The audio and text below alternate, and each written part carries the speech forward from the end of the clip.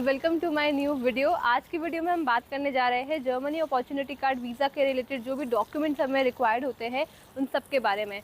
तो ये डॉक्यूमेंट्स आपको जब आप वीज़ा के लिए अप्लाई करेंगे तब भी चाहिए होंगे, लेकिन सबसे ज़्यादा ज़रूरत हमें तब होती है इनकी जब आप फाइनली इंटरव्यू के लिए अपीयर होते हैं।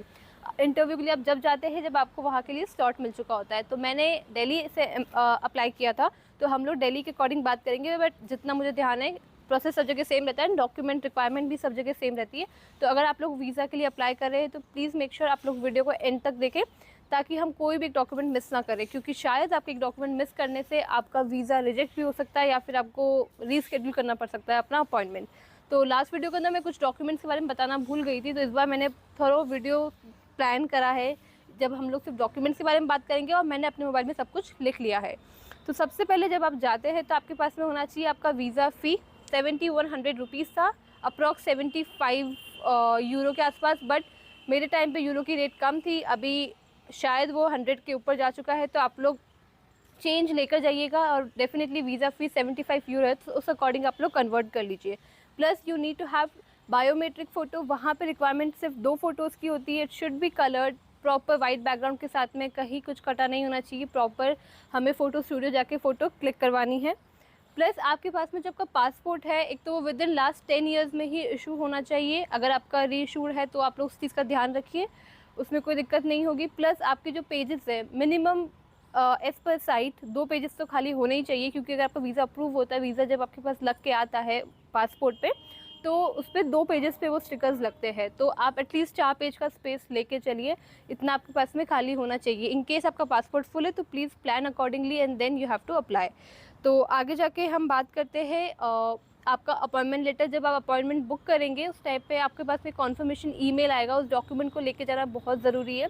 उसका प्रिंट आउट निकलवा लीजिए, वहाँ लेके जाएंगे, जब आपसे वो मांगा जाएगा और उस बेसिस पे ही आपको आगे जाके एंट्री मिलेगी एम्बेसी के अंदर।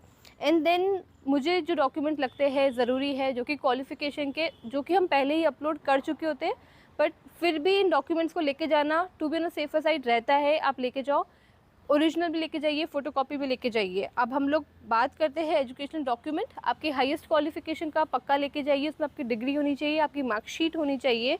प्लस आपका 10th एंड 12th का भी आप कैरी कीजिए, both original and photocopy. Work experience आप कैसे शो कर सकते हैं, यू कैन कैरी आपका रीसेंट, अगर आप ऑलरेडी काम कर रहे हैं तो रीसेंट 2 या 3 महीने का पे स्लिप लेके जाइए।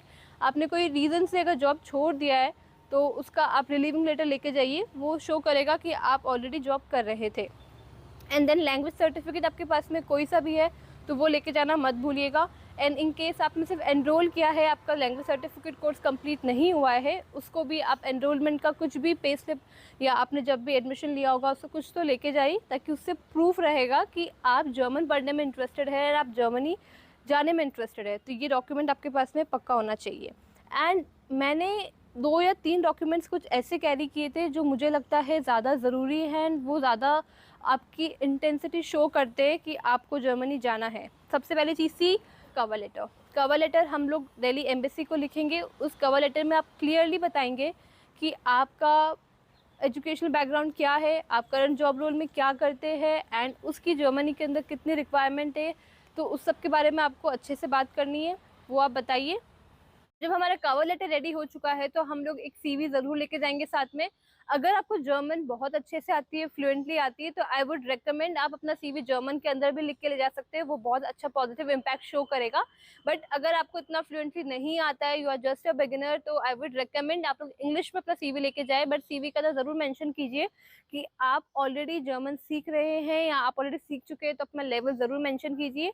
सीवी का जो फॉर्मेट है आपका, वो प्रॉपर जो जर्मनी के अंदर जो रिक्वायर्ड फॉर्मेट है वही यूज़ कीजिए। हमें रैंडमली वर्ड पे बना के नहीं देना है, क्योंकि वो आपका एटीएस फ्रेंडली नहीं होगा एंड देन आपका सीवी पहले ही रिजेक्ट हो जाएगा जब भी आप अप्लाई करेंगे।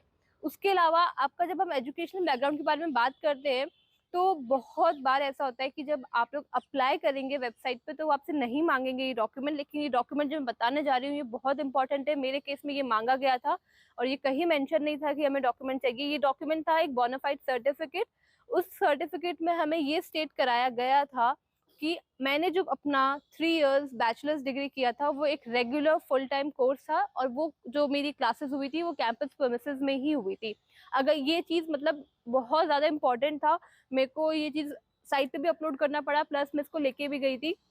तो आप भी इसको मिस मत कीजिए, क्योंकि हो सकता है कि आपसे वेबसाइट के टाइम पे जब डॉक्यूमेंट रिव्यू हो रहे हैं वो नहीं मांगा जाए, लेकिन मे बी आफ्टर जब आप जा रहे हैं इंटरव्यू के लिए उस टाइम पर अगर आपसे मांग लेंगे तो अगेन यही होगा कि आपको रीस्केड्यूल करना पड़ जाएगा या डॉक्यूमेंट मिस हो जाएगा। तो ये आप पक्का लेके जाइए, खुद से बनवा लीजिए। कॉलेज में काफ़ी ईजी होता है। मैंने भी अपने कॉलेज में मेल करके मैंने अपना सब कुछ बताया कि मुझे क्यों ये डॉक्यूमेंट चाहिए, तो उन्होंने काफ़ी ईजिली प्रोवाइड कर दिया था। उसके अंदर आपके एचओडी के और डिपार्टमेंट का जो भी हेड है, प्रिंसिपल वगैरह जो भी है, उनसे आप उनका स्टैम्प होना चाहिए, प्लस उनका सिग्नेचर होना चाहिए। उसमें ये चीज़ें क्लियरली मेंशन होनी चाहिए, आपका रोल नंबर, आपने कब से कब तक अपना डिग्री कोर्स कंप्लीट किया है, प्लस कि वो रेगुलर फुल टाइम कोर्स था। सबसे इंपॉर्टेंट यही लाइन उसमें चाहिए होती है। इस डॉक्यूमेंट को आपको लेके जाना ही है, तो इस चीज़ को आप पक्का याद रखिएगा। ना बुकिंग का जो भी आपका डिटेल्स है, अकोमोडेशन बुकिंग का, वो आपको लेके जाना है। वो ऑलरेडी आप वेबसाइट पे अपलोड करते हैं, बट आप लेके जाइए, वो उसको चेक करते हैं। प्लस मैंने जैसे पहले वीडियो में बात किया था, बुकिंग की डिटेल्स थोड़ी अच्छे से देख लीजिएगा आप लोग, तो that is also very important. Rest I think we have covered most of the documents.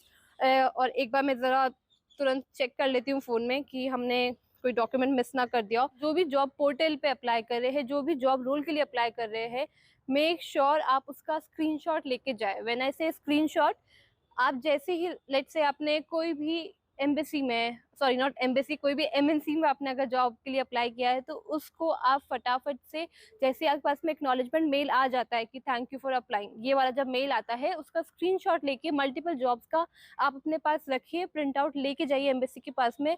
वो अगेन बहुत बहुत अच्छा डॉक्यूमेंट रहता है, वो बहुत आपकी एप्लीकेशन को सपोर्ट करेगा, वो शो करेगा जो भी वीज़ा ऑफिसर है उनको कि you are already ready, right. आप अपना फील्ड को एक्सप्लोर कर रहे हैं जर्मनी के अंदर, तो आप वो चीज़ एक बार देख सकते हैं। और ये लेके जाना प्लीज़, बहुत इंपॉर्टेंट है। मैं लेके गई थी, तो मैं भी दूसरों को यही सजेस्ट करूंगी कि आप लोग भी इस चीज़ को लेकर जाएं। Yes, we have covered most of the thing. Insurance हो चुका है।